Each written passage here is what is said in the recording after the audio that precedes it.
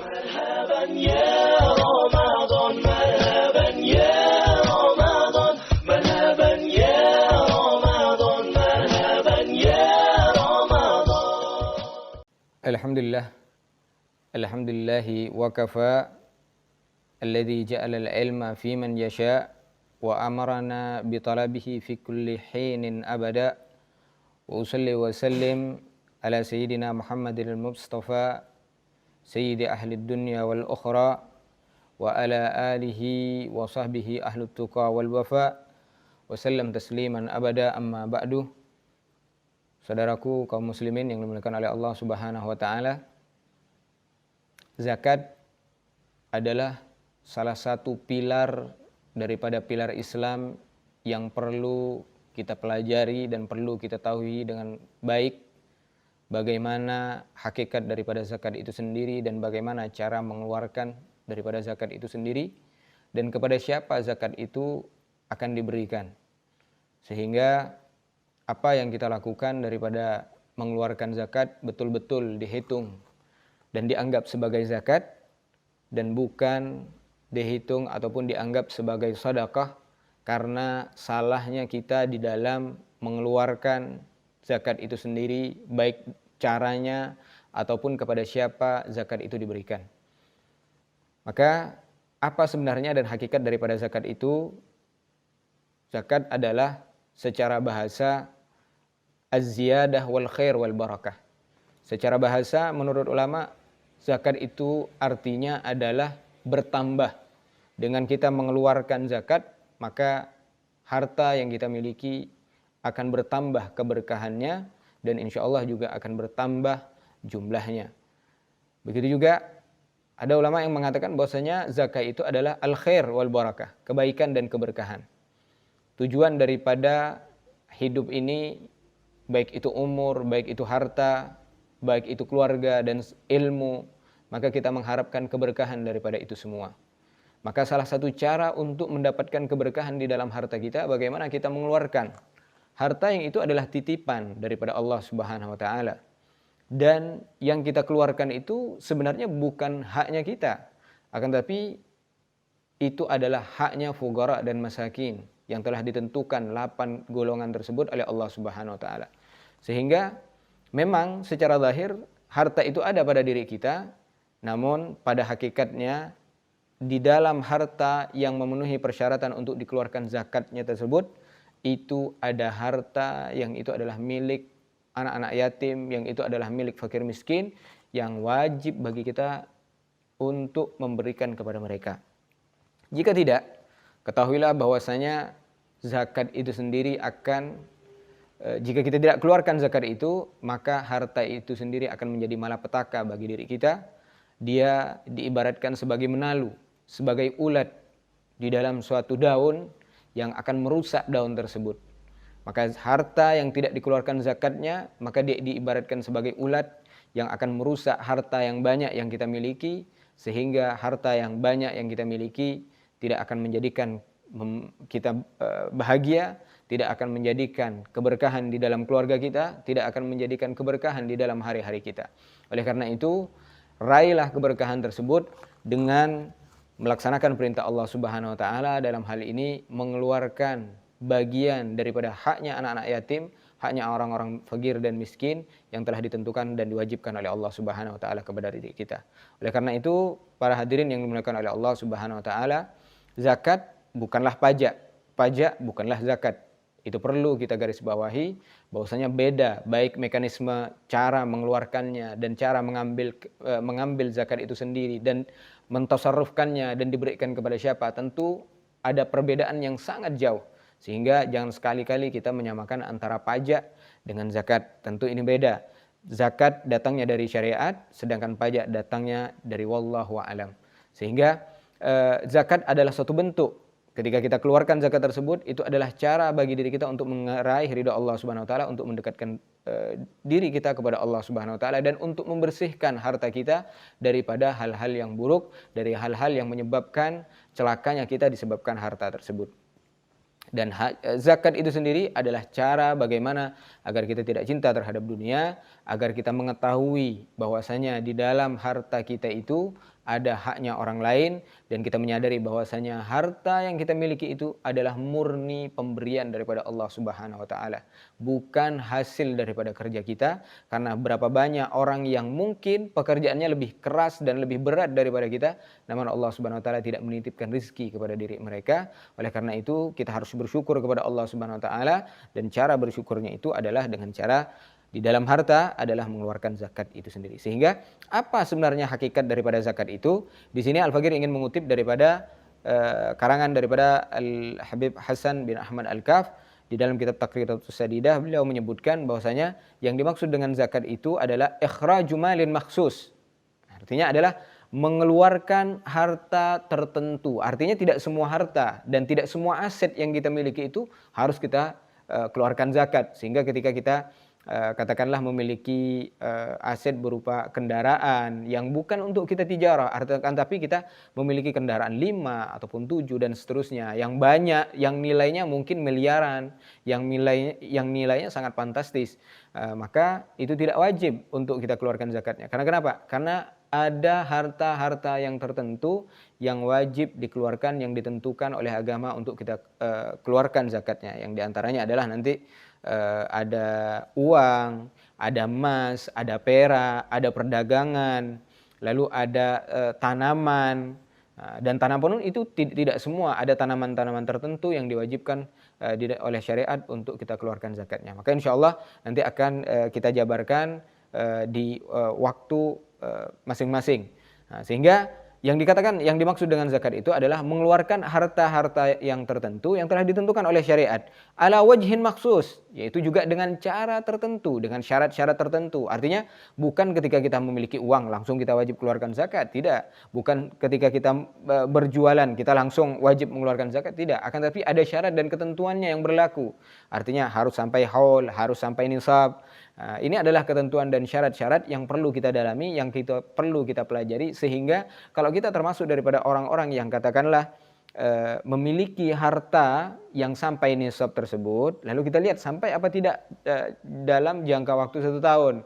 Nah, jika memenuhi persyaratannya, maka wajiblah bagi diri kita untuk mengeluarkan zakat. Namun jika tidak memenuhi persyaratan, maka tidak wajib bagi diri kita untuk mengeluarkan zakat. Maka penting bagi kita untuk mengetahui dan mendalami hal-hal yang berkaitan dengan zakat ini, yang kita harus sadari bersama. Banyak saat ini dari masyarakat muslimin yang mereka itu sebenarnya wajib untuk mengeluarkan zakat, baik mereka yang berdagang apapun, daripada perdagangan-perdagangan yang halal tentunya. Entah itu toko bangunan, entah itu toko sembako, pokoknya dari perdagangan-perdagangan apapun, entah itu berdagang online, entah itu berdagang apapun, yang jelas yang bentuknya adalah suatu perdagangan, yaitu membeli suatu barang yang tujuannya adalah untuk dijual kembali, untuk meraih keuntungan, maka wajib bagi dirinya untuk mengeluarkan zakat. Namun bagaimana cara menghitungnya, nah, itu juga harus kita pelajari dan harus kita dalami. Nah, sehingga banyak kita dapatkan pada saat ini daripada kaum muslimin yang mereka berdagang, namun mereka tidak mengeluarkan zakat. Kenapa mereka tidak mengeluarkan zakat? Karena mereka tidak tahu akan syarat-syarat dan ketentuan-ketentuan bagi pedagang yang wajib bagi diri mereka untuk mengeluarkan zakat. Oleh karena itu semoga materi ini bisa memberikan manfaat bagi kita semua, terutama bagi pedagang, bagi orang-orang yang wajib bagi diri mereka untuk mengeluarkan zakat. Ikhraji malin maksus ala wajhin maksus, dengan syarat-syarat tertentu nanti. Biniyatin maksusah, yaitu juga dengan niat tertentu. Artinya ada niat yang wajib kita niatkan di dalam hati kita ketika kita mengeluarkan zakat itu, entah itu zakat fitrah, entah itu zakat yang diwajibkan yang lainnya. Maka berlandasan kepada hadis Nabi SAW, innamal a'malu binniyat, maka semua amal ibadah termasuk zakat wajib bagi kita untuk berniat. Karena beda nanti. Kadang-kadang gambarannya sama, tapi yang membedakan itu adalah niat, yaitu kita memberikan harta kepada seseorang, artinya memberikan sesuatu kepada orang lain. Namun tergantung, ketika kita niatkan itu adalah zakat, maka bisa jadi menjadi zakat. Ketika kita niatkan sedekah, maka akan menjadi sedekah. Ketika kita niatkan hibah, maka akan menjadi hibah. Nah, oleh karena itu, untuk membedakan antara yang wajib dan yang sunnah, untuk membedakan antara wajib yang satu dengan wajib yang lainnya, maka haruslah kita niat biniyatin makhsusah. Yusrafu li ta'ifatin makhsusah. Juga harus diberikan kepada kelompok-kelompok tertentu yang disebutkan di dalam agama al-asnafus samaniyah. Ada 8 kelompok yang mereka itu berhak untuk mendapatkan dan menerima daripada zakat itu. Jangan sampai salah di dalam memberikan zakat. Maka jika kita tidak mampu dan kita tidak bisa, berikanlah kepada amil zakat. Jadi biarkan mereka yang mengurusnya, biarkan mereka yang memberikan kepada fuqara dan masakin. Karena standar daripada fakir itu sendiri ada. Standar daripada miskin itu sendiri ada. Mungkin menurut kita mereka adalah orang fakir. Karena kita tidak tahu standar daripada fakir itu apa, definisi daripada fakir itu apa, sehingga akhirnya karena di masyarakat kita dia orang termasuk daripada orang tidak mampu, tapi sebenarnya dia bukan orang tidak mampu menurut syariat agama, menurut kacamata agama. Maka apa yang kita keluarkan kepada dirinya, apa yang kita berikan kepada dirinya tidak termasuk daripada zakat. Walaupun niat kita zakat, karena tidak memenuhi syarat, kita berikan kepada orang yang tidak berhak untuk menerima zakat, maka yang kita keluarkan itu menjadi sedekah. Oleh karena itu hal yang seperti ini perlu kita dalami dan perlu kita pelajari dengan baik, sehingga siapa yang berhak dan siapa kelompok-kelompok yang memang ditentukan di dalam agama untuk menerima zakat itu, kita tepat di dalam memberikan kepada mereka. Namun ketika kita tidak mampu, maka alangkah baiknya kita berikan kepada amil-amil, karena sekarang amil-amil sudah berada di masjid-masjid, mereka mempermudah bagi diri kita untuk menyalurkan zakat yang diwajibkan oleh Allah Subhanahu wa taala kepada kita, baik itu zakat tijarah, zakatul mal, zakat fitri dan seterusnya. Dan juga yang perlu digarisbawahi, seperti zakatul mal, zakatul tijarah, zakat perdagangan, zakat harta, itu tidak mesti di bulan Ramadan. Nah, ini yang banyak terjadi di masyarakat, bahwasanya mereka kalau mau mengeluarkan zakatul mal, zakat tijarah, zakat perdagangan di bulan Ramadan saja, disamakan dengan zakat fitrah. Tidak. Nah, nanti tergantung kapan dia memulai daripada perdagangan tersebut, kapan dia memiliki harta tersebut. Nah, dihitung ketika sampai 1 tahun, kalau di bulan Maulid ya dia nanti di bulan Maulid. Nah, ketika di bulan Sya'ban ya nanti di bulan Sya'ban, tidak harus di bulan Ramadan. Nah, maka ini hal-hal yang berkaitan dengan zakat. Lalu apa keutamaan dan keistimewaan daripada zakat ini? Banyak keistimewaannya, namun Al-Faqir ingin hanya menyampaikan sedikit saja daripada hadis Rasulullah SAW. Bahkan cerita yang berkaitan dengan keistimewaan daripada mengeluarkan zakat ini juga panjang dan juga banyak. Baik di dalam kitab-kitab salaf kita ataupun kitab-kitab khalaf kita, mereka telah menceritakan akan faedah dan manfaat daripada zakat ini. Bahkan bukan hanya di dalam sebuah kitabnya mereka, bukan hanya dirasakan oleh seorang muslim saja. Seorang kafir sekalipun ketika dia mengeluarkan zakat, maka janji Allah Subhanahu wa taala, hassinu amwalakum bizzakah, itu pasti akan terrealisasi, pasti akan didapatkan dan dirasakan. Dan ini telah dibuktikan di dalam sebuah kitabnya mereka, yang mereka ceritakan bahwasanya ada seseorang yang mereka itu adalah non muslim, mereka mengeluarkan zakat dan Allah Subhanahu wa taala memberikan keistimewaan menjaga harta-hartanya, dan sedangkan harta orang-orang lain dicuri oleh perampok pada waktu itu. Maka di sini Rasulullah SAW bersabda, man adda zakati mali zakata mali zahaba anhu syarruh.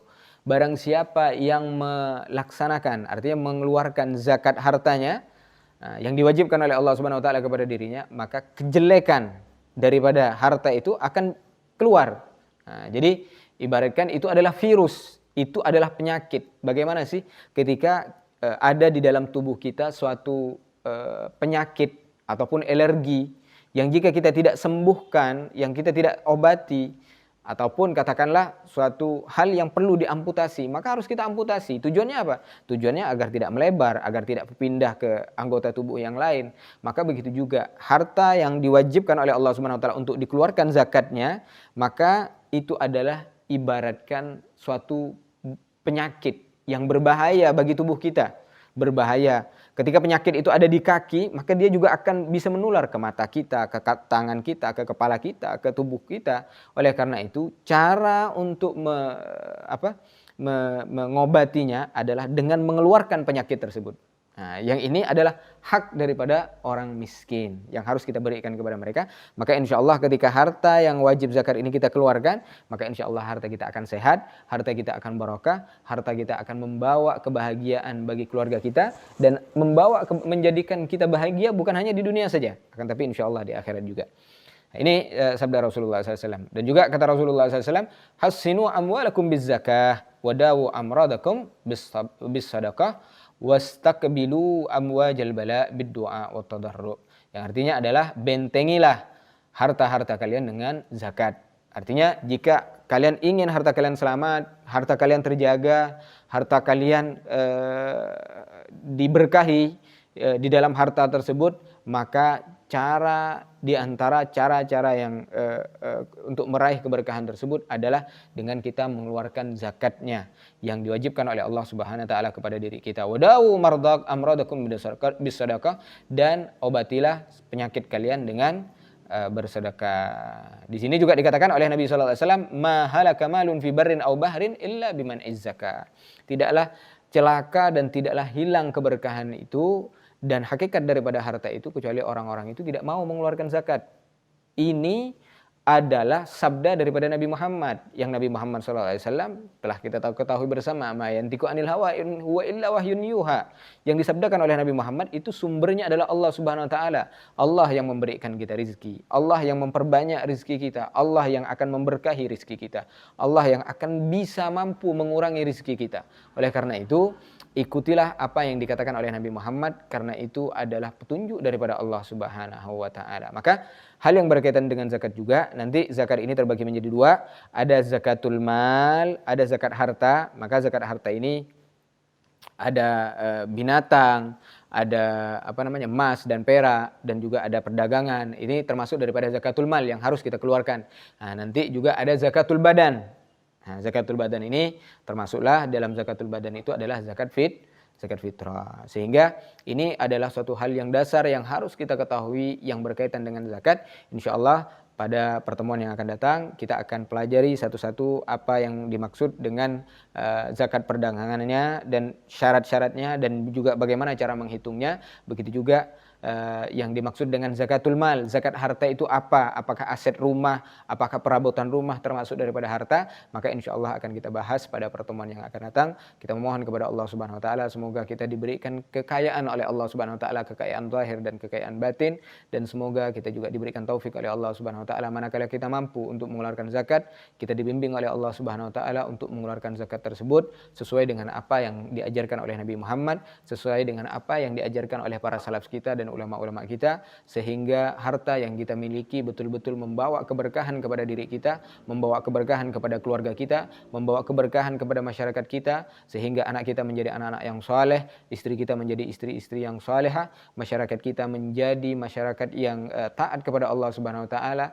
karena mereka mendapatkan bagian daripada harta yang kita berikan kepada mereka, harta yang penuh dengan keberkahan, harta yang membawa kebahagiaan, harta yang menjadikan jembatan bagi diri mereka untuk sampai kepada Allah Subhanahu wa taala. Amin ya rabbal alamin. Mungkin hanya ini yang bisa Al-Fakir sampaikan. Hadani Allah wa iyyakum ila siratil mustaqim. Wal afu minkum. Assalamualaikum warahmatullahi wabarakatuh.